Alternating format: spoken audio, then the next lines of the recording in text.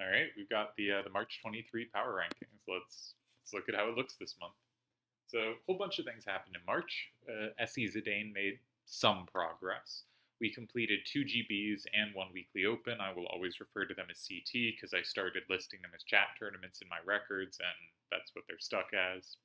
Fun Chaos made virtually no progress. Hopefully, I can include it in April, but I'm still going to hold off registering the results. Clan League has been somewhat delayed due to certain people like myself being not active enough. It will be included in April. TTN has returned. This was clearly the big, huge event this month. The first TTN GB had a ton of activity from lots of people that don't regularly play events, and many of them did well. This top 10 rankings will have two people who have never been in a top 10 before.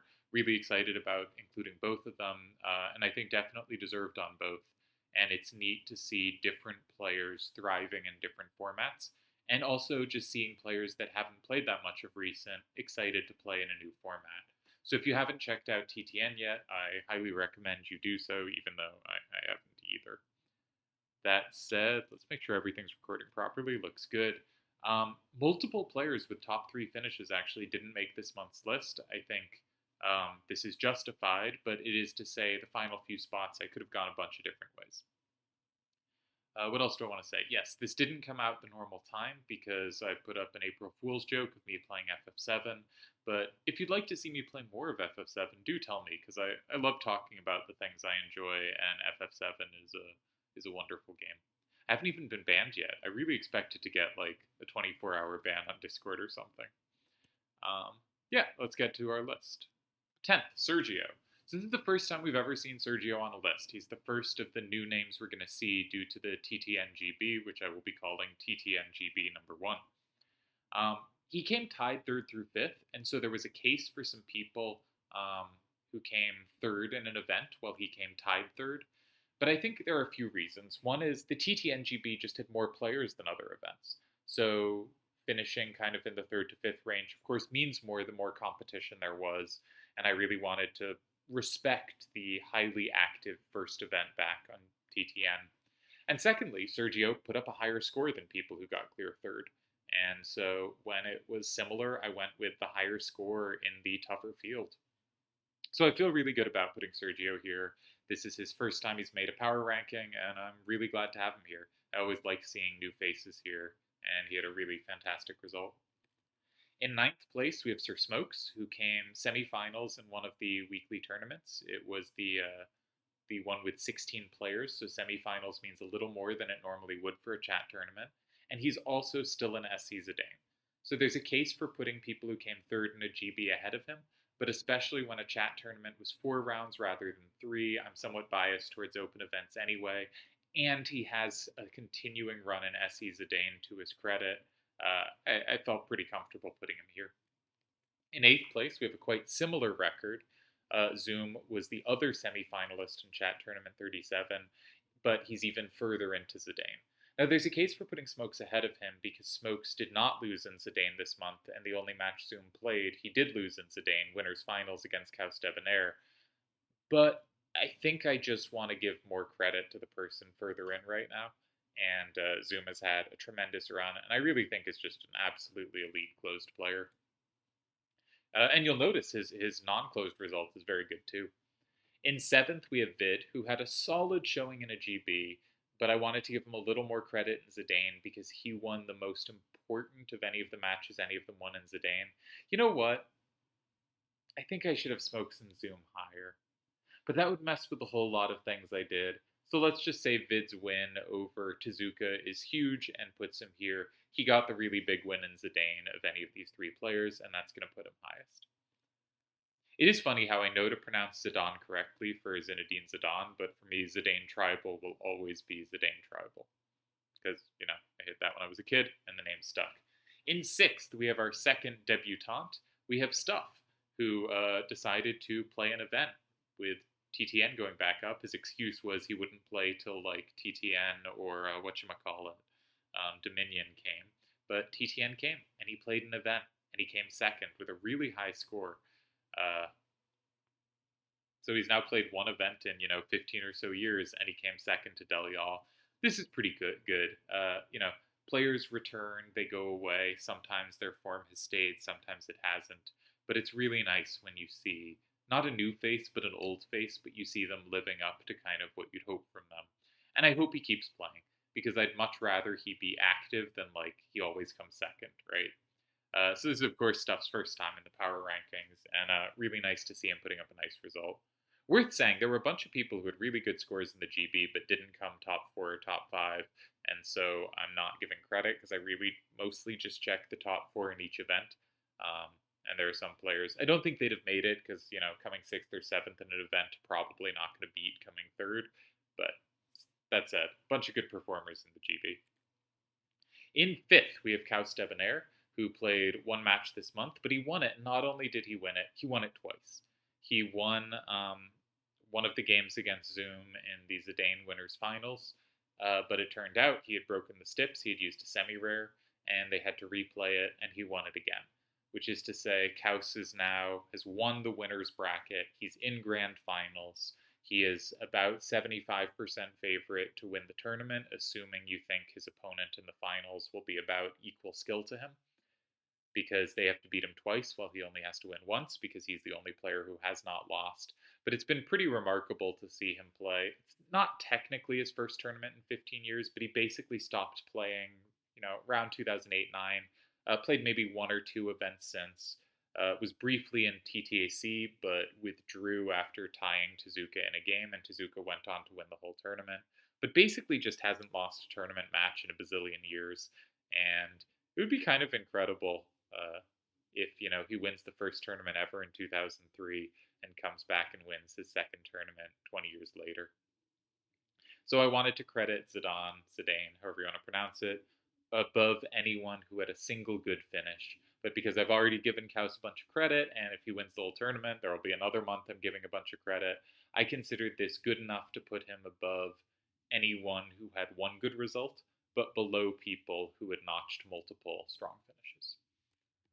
In fourth place, we have Akiyama. Akiyama, per usual, is just a strong contender across all events, finishing, top four-ish in events, a GB, another GB, TTN GB.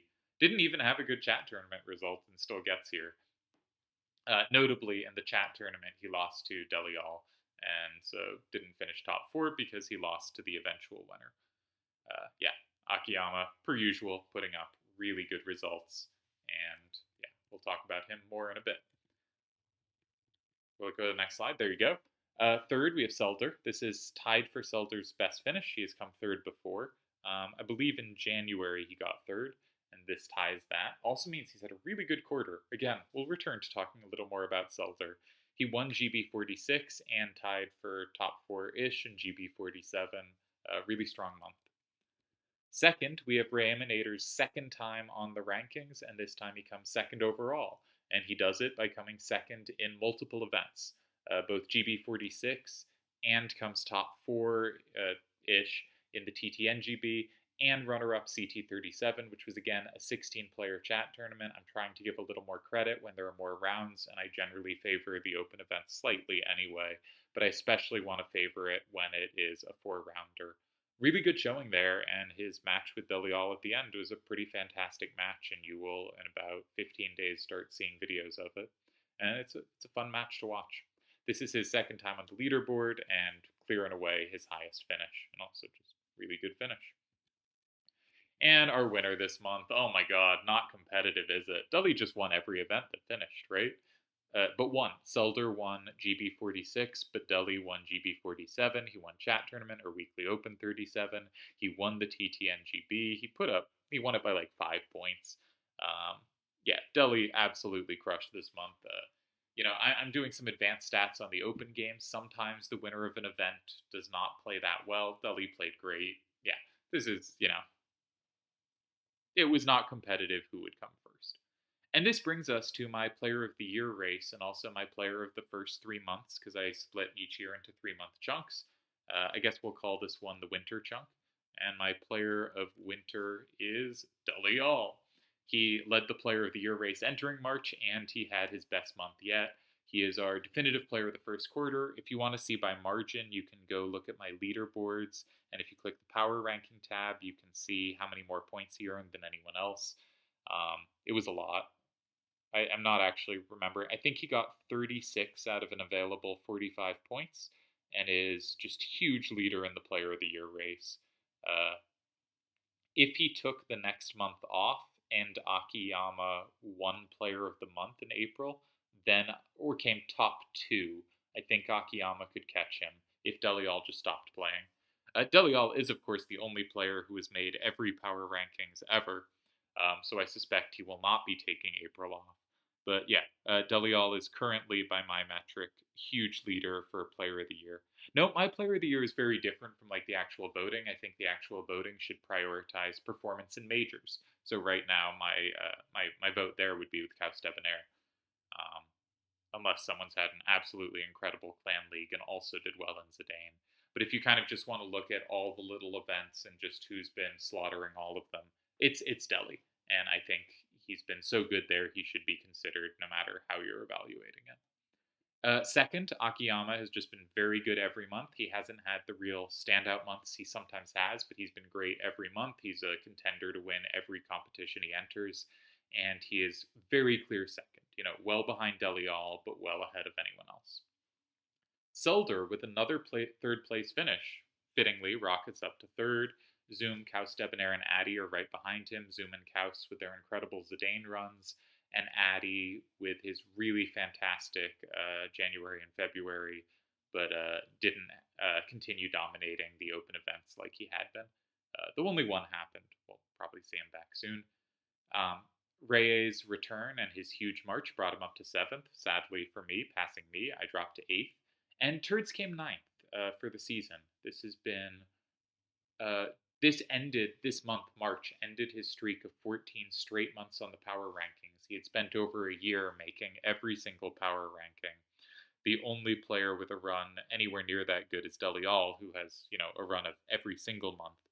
But I want to shout out, obviously whenever a run like that ends, you're going, well, Turds had his worst month ever, which he got third in an event.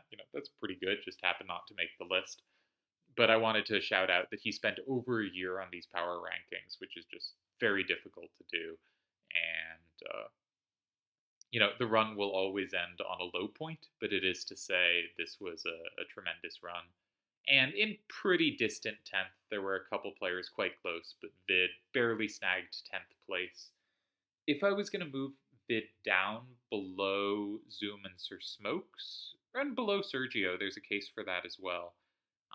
He would drop enough that 10th place, even if you just move him down 2 slots here, that would drop him off the list, and he'd be replaced by a tie between Midas and Yevon. But right now, I think I will say Vid is 10th here. And that's our player of the season and also our current player of the year race for my version of player of the year. Can Deli be caught? He's a huge lead, and also he so continuously puts up good results that it's going to take, I think, like, if I was in first, right, you would expect there would be a bunch of months I wouldn't play and it would be easy to catch up. Or, there could be players, hopefully not me, but honestly me, who, like, you could think, like, okay, they'll have some good months, they'll have some bad months, and you'll have a chance to catch up. And Deli basically has good to great months. That's going to make it really hard to catch up. But Akiyama also basically has good to great months. And so if Akiyama can put up a run, maybe that could be enough to catch Delial. I think it would be difficult but possible for others. But yeah, Deli is looking in good shape to have a really special year. That's all I got for you this month. Sorry for the late video. Do let me know if you enjoyed the FF7, or if you didn't. I'm happy to not continue publishing that, but I might want to. So, prod me either way, and you will probably get your wish. Unless you're Dalamar, in which case I will ignore your opinion here. Or he'll You know how some people would use, like, would, go reverse on you? Like, they'd be like, oh, I definitely want you to continue, so you'll do the opposite and won't. But Dalamar wouldn't do that. Yeah. He wouldn't try to trick me. Anywho, let's end this video and move on with our lives.